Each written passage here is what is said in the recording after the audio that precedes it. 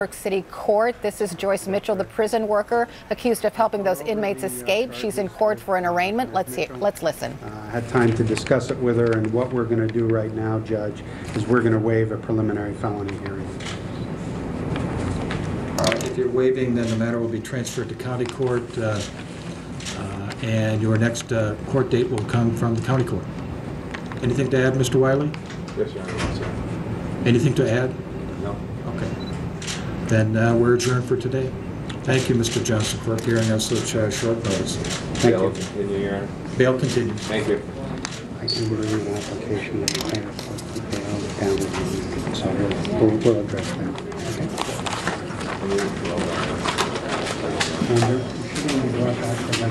All right, I want to bring in Brian Claypool. He is a defense attorney, and he joins me live now. We didn't see very much of that hearing, Brian, so what can you tell us about, you know, the average formal arraignment?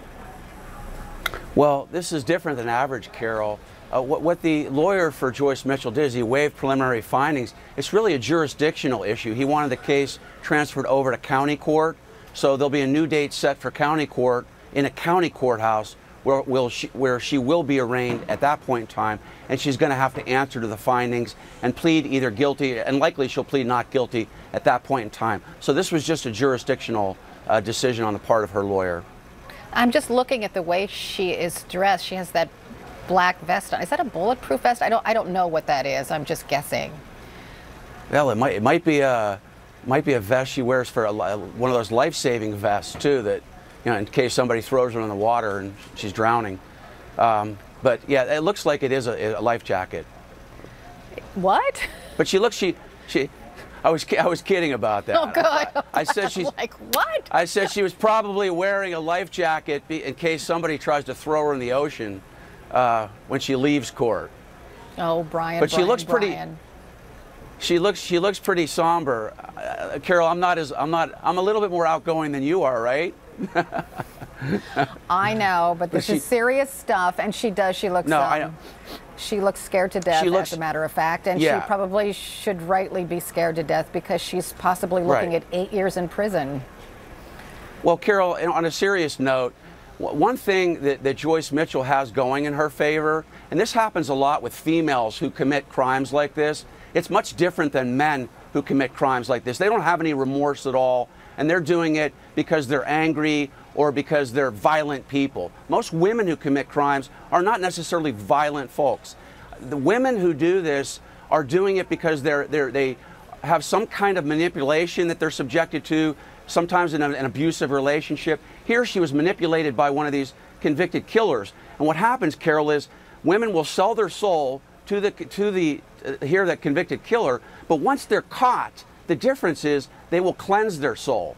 And that's exactly what she's done here. She has opened up and she has given a plethora of information to law enforcement to help them try to piece this together to find these two convicted killers. But when you have the governor of the state of New York saying he wants the book thrown at anybody who was involved in helping these two men escape, I don't think she has much of a chance, even if she shared lots and lots of information with authorities. Do you? Well, I think she does, Carol, and I think here's what's happening behind the scenes. I think law enforcement is doing a masterful job of dangling a possible plea bargain with her if she cooperates and gives them additional information, which is what she's been doing. Because if you look at the charges right now, Carol, I know she could possibly go to jail for 8 years, but I've done a little research, and she could also be charged, for example, with accessory before the fact in New York. And that would add an additional 6 to 8 years. And also she could possibly be charged with conspiracy.